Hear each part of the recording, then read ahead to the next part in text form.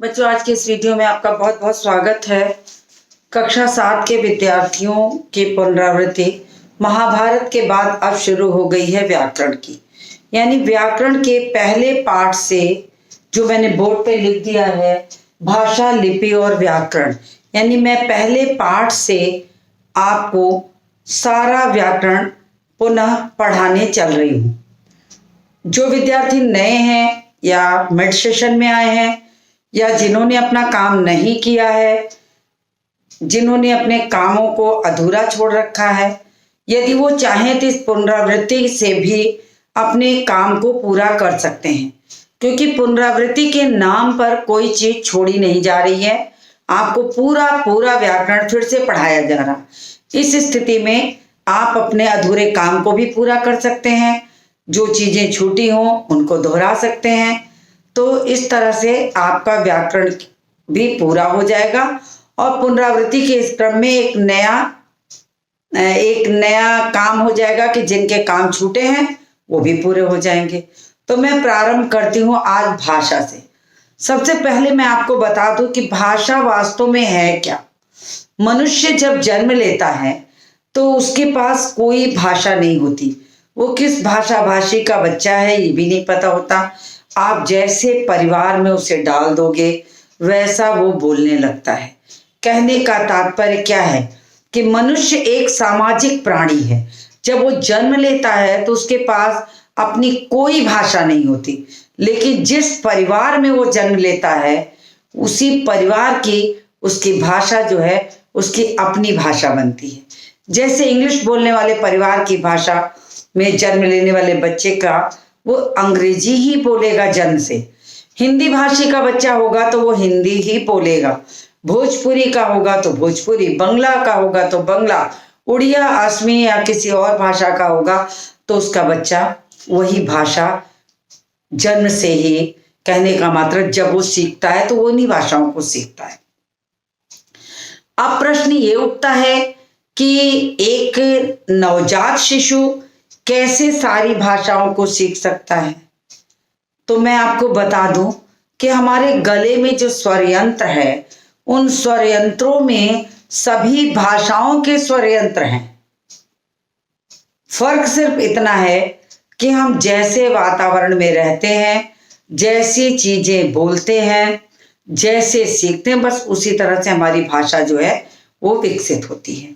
और एक जानकारी की बात आपको बता दूं कि अगर आप किसी बच्चे को जन्म के साथ ही बिल्कुल अकेले रख दीजिए, उसे किसी भी प्रकार से मनुष्य के बीच मत रखिए और एक प्रयोग कर लीजिए, तो जहां तक मेरा विश्वास है कि वो बच्चा बोलना नहीं सीख पाएगा। हमारी माताएं जो एक नन्हे बच्चों से दिन रात बात करती हैं, नव शिशु से, जो बच्चा भी जन्म लेता है जिसको कभी उत्तर देना नहीं आता, उससे भी माँ बात करती है। क्यों बात करती है, कभी आपने सोचा इस बात को? तो आपको मैं बता दूं कि ये माँ का बच्चे के साथ दिन रात बात करते रहना जो वास्तव में है वही आवाजें कान में पढ़ पढ़ के स्वर यंत्रों को विकसित करती हैं। यानी स्वर यंत्र का जन्म ऐसे ही नहीं हो जाता। आपके आवाज सुन सुन के जो जिह्वा, कंठ, तालु आदि में स्वर यंत्र होते हैं, उन स्वर यंत्रों का विकास सुनते सुनते उसी तरह से होता है। बच्चा बोलना सीखता है। माँ मुंह की एक्सरसाइज कहना चाहिए, अभ्यास कराती है। बच्चा जब जोर जोर से रोता है तो माँ उसके मुंह पर थप थप करके करती है, जिससे उसके स्वर आवाज जो होती है वो बाधित होती है और कई तरह के स्वर उससे निकलते हैं, तो बच्चे के कान में वो भी पड़ता है। इस तरह से देखा जाए तो वास्तव में बच्चा भाषा को कैसे प्रारंभिक दौर में सीखता है वो मैं आपको समझाना चाह रही हूँ कि मनुष्य एक सामाजिक प्राणी है और सामाजिक प्राणी को समाज में रहने के लिए उसकी अपनी एक भाषा का होना अनिवार्य है। अगर उसके पास भाषा नहीं होगी तो विचारों का आदान प्रदान नहीं हो सकता। मैं जो कहूँ वो नहीं समझेगा, वो जो कहेगा वो मैं नहीं समझूंगी। तो इस तरह से देखा जाए तो भाषा में ये बहुत बड़ी मूल चीज है कि तमाम स्वर यंत्रों की भाषा उसके अंदर है, और जिस भाषा भाषी का बच्चा जिस रूप में होगा वही भाषा वो सीखता है। तो मैं आपको ये बताना चाहती हूँ, इसलिए सबसे पहले मैं भाषा ही हेडिंग डाल देती हूँ, फिर क्रम अनुसार आगे बढ़ूंगी।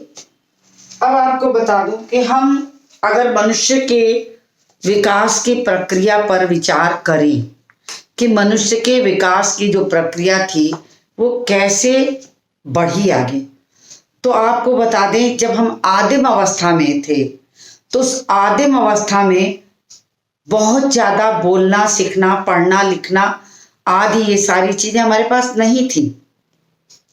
लेकिन जैसे जैसे हमारी आवश्यकताएं हुई, हमने चीजों का एक एक नामकरण किया, वो एक एक चीजों को सीखा, उसके लिए एक निश्चित चिन्ह बनाए।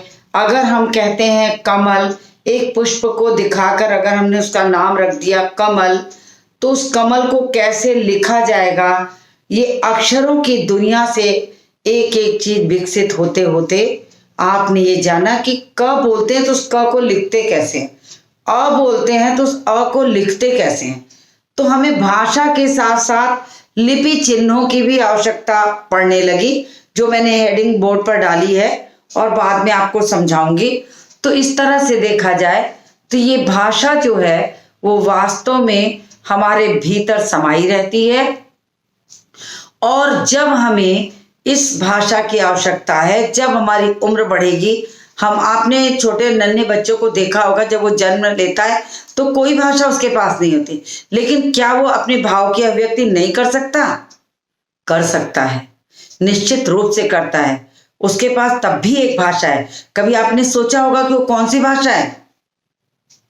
शायद आपका ध्यान गया है कि नहीं गया, लेकिन जो वो रोना है, जो ध्वनि है, जो मुंह से बच्चा ध्वनि निकालता है जन्म के साथ, वो ध्वनि ही उसकी भाषा है। ये कहा गया वो ध्वनि जो है उसकी भाषा है। उसी ध्वनि के माध्यम से बच्चे के को जो इस चीज का पता चलता है कि उसे भूख लगी है, वो रोता है तो ये पता लगता है उसको भूख लगी है, या उसने अपने कपड़े गंदे किए हैं, उसको कपड़े में गीलापन लग रहा है तो कपड़े बदलने हैं। तो बहुत सारी चीजों को हम रोने, उसके बाद भी बच्चा नहीं रोता तो हम ये सोचते हैं कि उसके पेट में दर्द है, उसको कहीं तकलीफ है, तो हम डॉक्टर के यहाँ ले जाते हैं। कुल मिला के मैं आपसे ये कहना चाहती हूं कि भाषा जब प्रारंभिक अवस्था में होती है, जब हमारे पास वर्ण नहीं होते, जब हमें बोलना नहीं आता, तब भी हमारे पास भाषा की प्रक्रिया होती है, मगर उस भाषा को हम ध्वनि कहते हैं, ध्वनि कहते हैं। तो यानी जन्मजात जो भाषा है वो सिर्फ ध्वनि है, और उम्र के साथ यही ध्वनियां वर्णों में परिणत होती हैं। जब बच्चा 3 महीने का हो जाता है तब आप देखेंगे उसके रोने की ध्वनि में भी अंतर सुनाई पड़ता है। उसके मुंह से ऊं आ करके तमाम तरह के स्वर निकलने लगते हैं। जब बच्चा 6 महीने का होता है तो उसके मुंह पर आप हाथ रखो तो मम मम पप पप तद्दत निकलता है। तो ये एक एक वर्ण निकलते हैं और यही वर्ण बाद में भाषा बनती है। तो मैंने वास्तव में आपको ये बताने की कोशिश की कि भाषा की प्रारंभिक अवस्था कैसी होती है।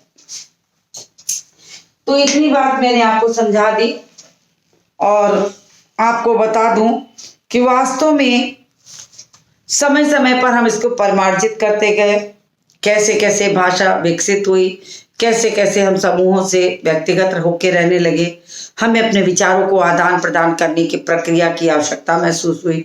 लेकिन वास्तव में कहा जाए तो भाषा ध्वनि प्रतीकों की ऐसी व्यवस्था है जिसके द्वारा मनुष्य अपने भाव और विचारों को एक दूसरे के साथ आदान प्रदान करके अपनी बात को व्यक्त करता है। तो सबसे पहले मैं भाषा की परिभाषा बोर्ड पर लिखती हूं। भाषा वह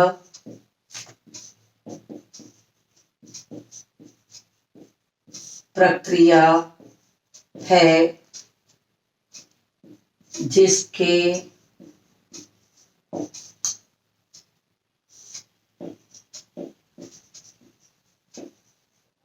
माध्यम से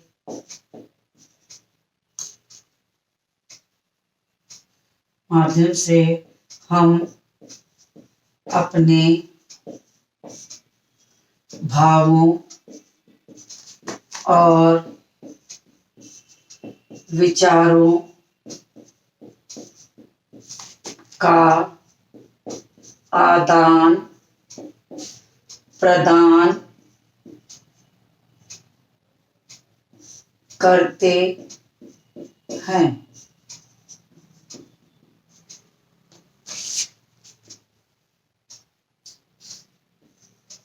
भाषा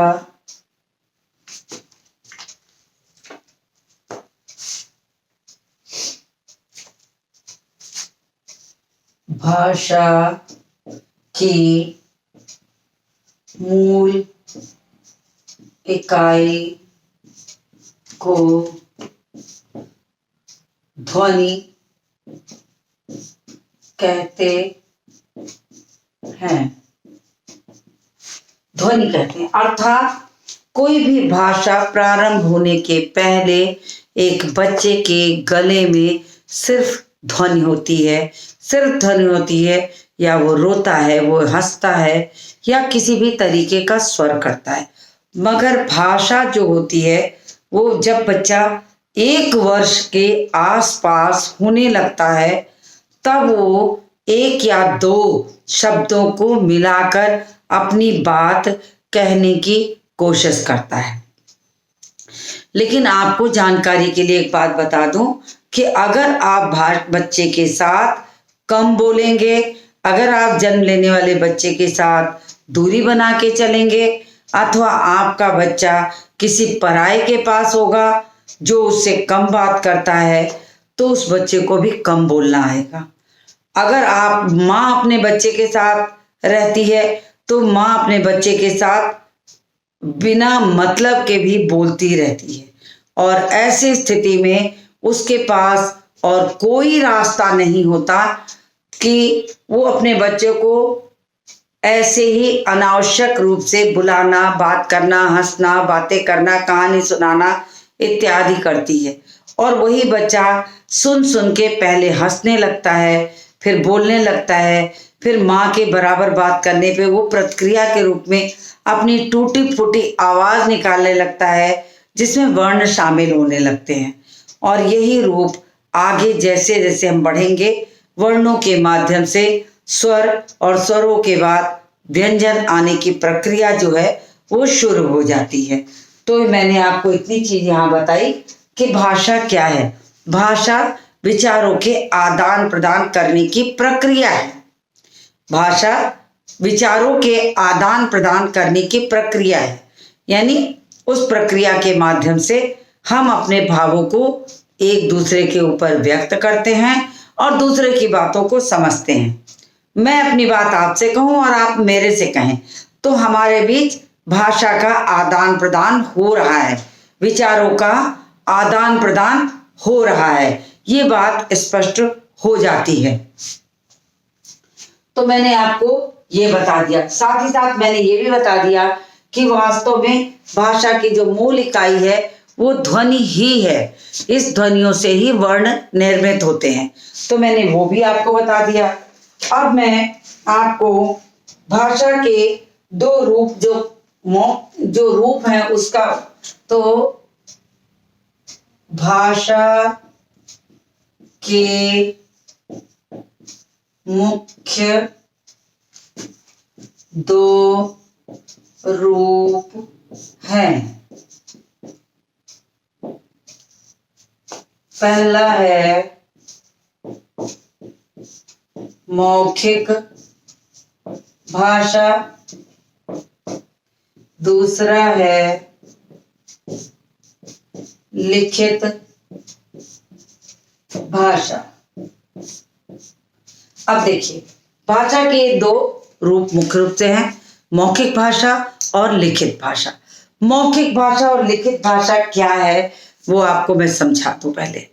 अब देखिए, जब बच्चा जन्म लेता है तो कोई पढ़ाई उसको नहीं पढ़ाई गई रहती है, कोई अलग से उसको शिक्षा बोलने की नहीं दी जाती, लेकिन वो अपने माँ और अपने परिवार वालों के साथ रहते रहते उसी भाषा का प्रयोग करके अपने विचारों के आदान प्रदान करने का कार्य करने लगता है। ऐसी स्थिति में उसके अंदर भाषा का जन्म हो गया, और ये भाषा वास्तव में जब तक हम अपनी भाषा को किसी से कहना और उसकी भाषा को सुनना आदि जैसी प्रक्रिया को मौखिक रूप से अपने विचारों का आदान प्रदान करते हैं तो उसे हम मौखिक भाषा कहते हैं। मौखिक भाषा कहते हैं यानी जिस भाषा को सिर्फ हम मुंह से बोलकर व्यक्त करें, जिस भाषा को सिर्फ हम कहकर व्यक्त करें और कही हुई बात को सुनकर समझें, वो भाषा मौखिक होती है। लेकिन कभी कभी ऐसा लगता है कि इस कही हुई बातों का एक लेखा जोखा भी होना चाहिए, क्योंकि अभी मैं आपसे क्या कह रही हूं, अगर मैं 10 से 15 मिनट के बाद पूछूं कि मैं आपको इस समय इतने बजकर इतने मिनट पर क्या बोली थी, तो क्या वो आपको याद रहेगा? संभवतः नहीं। इसलिए कि भाषा सुनकर समझने की प्रक्रिया है, लेकिन आपको निश्चित रूप से ये कहना कि हमारी भाषा में इतने बज के इतने मिनट पे हम क्या बोले थे कोई नहीं बता सकता। लेकिन अगर हम अपनी कही बातों को लिखना शुरू कर दें तो वो भाषा का लिखित रूप बन जाएगा। यानी हम आपको फोन पर मोबाइल पर बैठकर सारा समाचार सुना दें तो हो गया कि वो मैंने आपसे मौखिक रूप से वार्तालाप किया। लेकिन जब मैंने आपसे मौखिक रूप से वार्तालाप नहीं किया और एक कागज उठाया और एक पत्र लिख दिया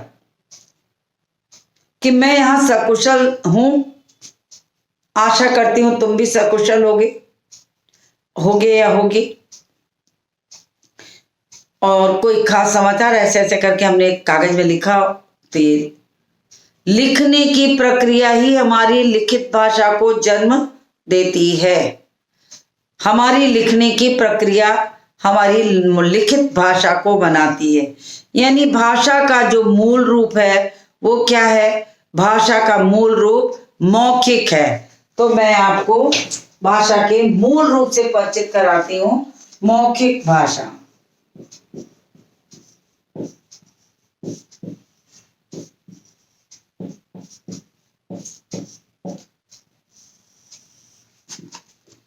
जिस भाषा को मात्र बोलकर अपने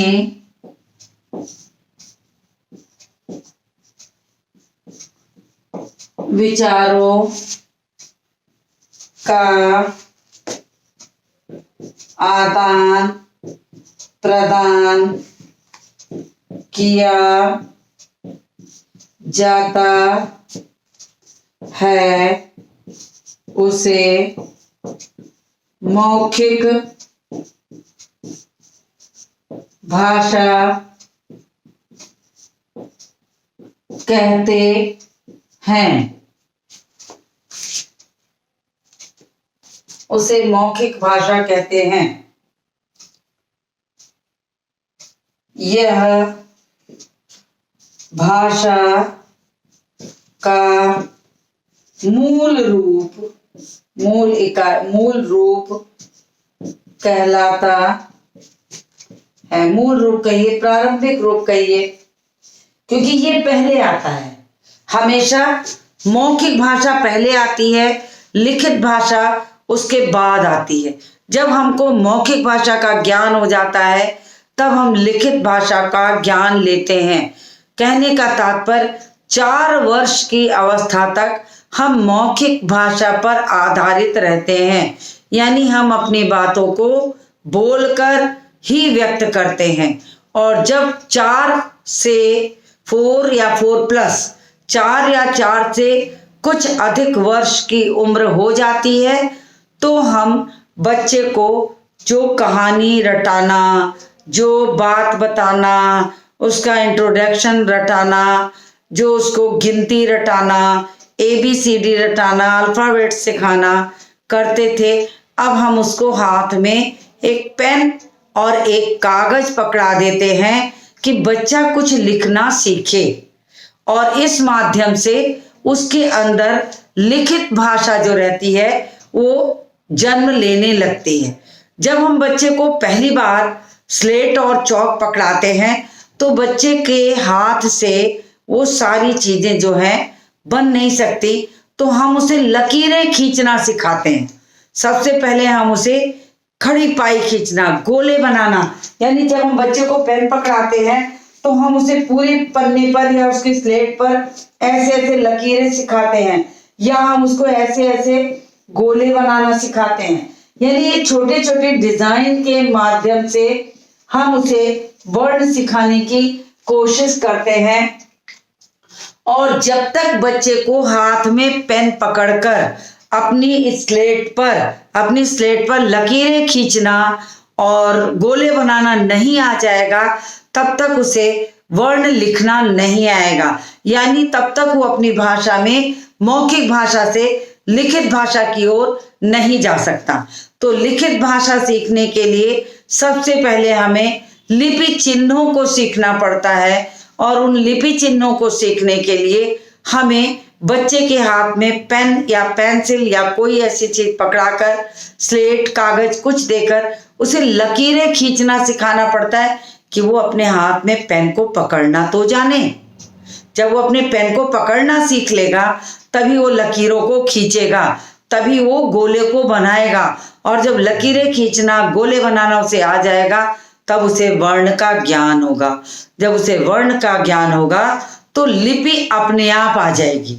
अब मैं आपको एक भाषा के माध्यम से लिपि और वर्ण दोनों पर ले चल रही हूँ, यानी मैं क्रम के अनुसार जब आगे बढ़ रही हूँ तो उस क्रम में मैं आपको एक एक चीज से जोड़ने की कोशिश कर रही हूँ कि कैसे हम जुड़ते हैं। तो मौखिक भाषा मैंने आपको समझाई कि मौखिक भाषा क्या है। आपस में बोलना, फोन पे बात करना, भाषण देना। अगर कभी आपसे कोई उदाहरण पूछे कि मौखिक भाषा का उदाहरण दे, आपको प्रश्न आता है कि मौखिक भाषा की परिभाषा लिखकर उदाहरण सहित समझाएं। अब आपके समझ में नहीं आएगा कि उदाहरण क्या बताए, ये तो मौखिक भाषा है। तो आप लिखिए भाषण देना, जैसे भाषण देना, जैसे, या फोन पर बात करना, फोन पर बात करना, मोबाइल पर बात करना और भाषण देना आपकी मौखिक भाषा की कला की ही पहचान है। तो मैंने उदाहरण में इसीलिए इसको लिखा। अब भाषा का दूसरा रूप क्या है? भाषा का जो दूसरा रूप है वो है लिखित भाषा। दूसरा रूप है लिखित भाषा। अब आपको मैंने ओरली समझा दिया, मौखिक रूप से ही समझा दिया कि लिखित भाषा क्या है। जब मौखिक भाषा को स्थायी रूप देना आवश्यक हो तो हमें लिपि चिन्हों की सहायता से अपनी भाषा को व्यक्त करना पड़ता है और वही भाषा का लिखित रूप है। जैसे मैंने अभी आपसे इतनी सारी बातें कही, लेकिन मैं ये जो मैं बोल रही हूँ ये मेरा क्या है? मौखिक रूप है। ये मैं जो कर रही हूँ ये मेरा लिखित रूप है। तो इस तरह से देखा जाए तो मौखिक और लिखित दोनों का मिला जुला रूप यहाँ विचारों के आदान प्रदान करने की प्रक्रिया में शामिल है। मैं आपसे बात भी कर रही हूँ और बोर्ड पर लिख भी रही हूँ, तो बोर्ड पर लिखना मेरा लिखित रूप हो गया और आपसे को समझाना मेरा मौखिक रूप हो गया। यानी मौखिक भाषा को जब लिखित रूप प्रदान करना है तो लिपि चिन्हों के माध्यम से हम अपनी बात को किसी भी जगह लिखते हैं, बोर्ड पे लिखते हैं, कॉपी पे लिखते हैं, स्लेट पे लिखते हैं वगैरह। तो ये हमारा जो है वो मौखिक भाषा का लिखित रूप है। यहाँ बहुत प्रत्यक्ष उदाहरण आपके सामने है कि मैं आपसे बोल रही हूँ तो ये मेरी मौखिक भाषा है, जब मैंने बोर्ड पे लिखा तो ये मेरी लिखित भाषा है। अब मैं आपको लिखित भाषा की परिभाषा लिखवाने चल रही हूँ। तो आप लिखिए लिखित भाषा की परिभाषा कि लिखित भाषा उसे कहते हैं या भाषा का वह रूप, ऐसे लिखिए कि भाषा का वह रूप जिसे लिखकर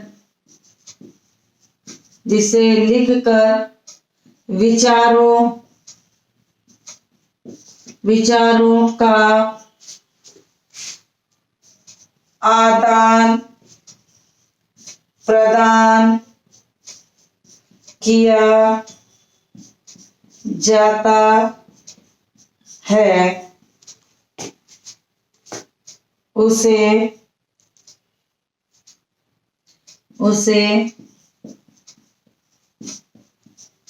लिखित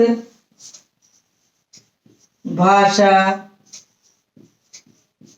कहते हैं। अब जैसे की बात करें तो जैसे दिखाई नहीं देगा, इसे मैं ऊपर लिखूंगी जैसे, तो मैंने आपको यहाँ पे बता दिया, इसका स्क्रीनशॉट लीजिए, मैं किनारे हट रही हूं। उम्मीद है कि आपने इसका स्क्रीनशॉट ले लिया होगा। तो अब लिखित भाषा की बात करें तो इसका उदाहरण भी मुझे लिखना पड़ेगा, तो मैं ऊपर के हिस्से को रब कर रही हूं। ऊपर के हिस्से को रब करके मैं इसका उदाहरण देती हूँ, क्योंकि आपको जो प्रश्न आता है वो ऐसा आता है कि भाषा की परिभाषा देते हुए उसके रूपों का वर्णन करें। अब आपको क्या लिखना होगा? भाषा विचारों का वह माध्यम है जिससे अपने विचारों को हम एक दूसरे तक संप्रेषित करते हैं, यानी विचारों के आदान प्रदान करने की प्रक्रिया को हम भाषा कहते हैं। रूप पूछा है तो आप कहेंगे कि भाषा के दो रूप हैं, पहला रूप है मौखिक और दूसरा रूप है लिखित, यानी भाषा के मौखिक और लिखित रूप है। उदाहरण की बात की जाए कि दोनों के उदाहरण देने हैं, तो जिस भाषा को हम सिर्फ बोलकर विचारों का आदान प्रदान करते हैं वो हमारी मौखिक भाषा हुई, और जिस भाषा को हम लिखकर विचारों को व्यक्त करते हैं उसे हम लिखित भाषा कहते हैं। अर्थात मेरे कहने का मतलब ये है कि आपके प्रश्न का उत्तर कैसे लिखा जाएगा ये आपको पता चलना चाहिए कि किस तरह से हम अपनी प्रश्न का उत्तर लिखें। उसके बाद आप दोनों की हेडिंग डालिए और दोनों के उदाहरण दे दीजिए। मौखिक भाषा का उदाहरण देना है तो आप लिखिए भाषण देना, फोन पर बात करना। लिखित भाषा का उदाहरण देना है तो आप लिखिए कि पत्र लिखना, कहानी लिखना इत्यादि। तो इस तरीके से आपका वह प्रश्न जो आपके प्रश्न पत्र में आता है कि भाषा की परिभाषा देते हुए उसके रूप और उदाहरणों को स्पष्ट करें, तो इतना लिखने से आपका काम चल जाएगा। तो लिखित भाषा के उदाहरण मैं यहाँ लिख देती हूँ। उदाहरण है पत्र लिखना, कविता लिखना, कहानी लिखना। तो ये सारी चीजें बिना लिखे हम नहीं कर सकते। तो अब जब आपको लिखना सीखना है तो सबसे पहले तो आपके पास लिपि होनी चाहिए, यानी इन चीजों को अगर मैं आज बोर्ड पर लिख रही हूं तो किस आधार पे लिख रही हूं? मैं इस आधार पे लिख रही हूं कि ये सारी चीजें जो हैं वो किस तरह से मुझे क लिखना है। अगर बच्चे को यही नहीं पता है कि बच्चा क कैसे लिखता है तो उसे कमल लिखना कहाँ से आएगा? तो कमल लिखने के लिए भी उसे क लिखना आना चाहिए। तो हमें भाषा समझने के लिए भाषा लिखने के लिए सबसे पहले लिपि चिन्हों का ज्ञान होना चाहिए। अब प्रश्न उठता है कि लिपि चिन्ह क्या है? तो मैं लिपि चिन्ह यानी मैं लिपि हेडिंग डाल रही हूं यहाँ पर, और साथ ही साथ आपको लिपि किसे कहते हैं वो समझा रही हूं। अब क्या है कि जिन लेखन चिन्हों के माध्यम से हम अपनी मौखिक भाषा को लिखित रूप प्रदान करते हैं, वास्तव में वही हमारी लिखित भाषा बनती है। अगर हमारे पास लिपि चिन्ह नहीं है तो हमें वर्णों का ज्ञान नहीं होगा, और अगर हमें वर्णों का ज्ञान नहीं है तो हम भाषा के मौखिक रूप को लिखित रूप प्रदान नहीं कर सकते। कहने का तात्पर्य यह है कि हर तरह से देखा जाए तो एक दूसरे से जुड़ी ये कड़ियां हैं।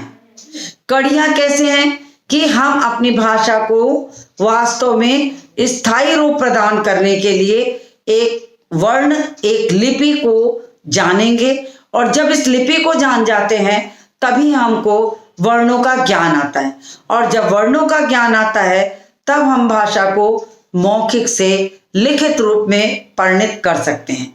कहने का तात्पर्य मेरे यह है कि लिखित भाषा को तो स्थायी रूप दिया जा सकता है, मौखिक भाषा को स्थायी रूप नहीं दिया जा सकता। कही हुई बातें भूल सकती हैं, कही हुई बातें विस्मृत हो सकती हैं, लेकिन अगर हमने किसी को एक पत्र लिखा है तो वो चाहे तो उस पत्र को कई सालों तक सहेज कर रख सकता है। आपने पढ़ा होगा कि नेहरू जी ने कैसे इंदिरा जी को पत्र लिखे, वो पत्र आज तक संभाल कर रखे गए हैं। तो इस तरीके से यदि हम चाहें तो अपने विचारों को लिखित रूप प्रदान करके उसको स्थायित्व दे सकते हैं, और ये स्थायित्व लंबे समय के लिए हो सकता है। इसलिए भाषा का जो लिखित रूप है वो स्थायी होता है। अब मैं बोर्ड पर लिपि लिखी हूं और मैं आपको लिपि की परिभाषा बताने चल रही हूं। तो सबसे पहले प्रश्न उठता है कि लिपि क्या है? तो परिभाषा कहती है लेखन चिन्हों को लिपि कहते हैं, या जिन लेखन चिन्हों के माध्यम से भाषा के मौखिक रूप को लिखित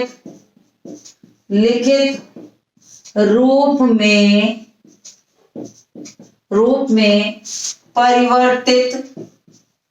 परिवर्तित किया जाता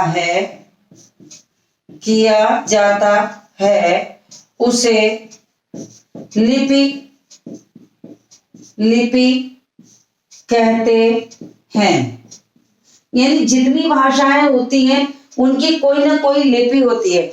आपकी जानकारी के लिए मैं बता दूं, जो इस हिंदी भाषा को हम पढ़ते हैं उसकी लिपि का नाम है देवनागरी। कभी कभी आपसे पूछा जा सकता है कि हिंदी भाषा की लिपि का बताएं, तो आप सीधे देवनागरी लिखेंगे। और हिंदी भाषा का जन्म जो है वो कहाँ से हुआ है? संस्कृत से हुआ है। तो संस्कृत और हिंदी दोनों की लिपि देवनागरी है। मैं इसे भी बोर्ड पर लिख दे रही हूं। संस्कृत और हिंदी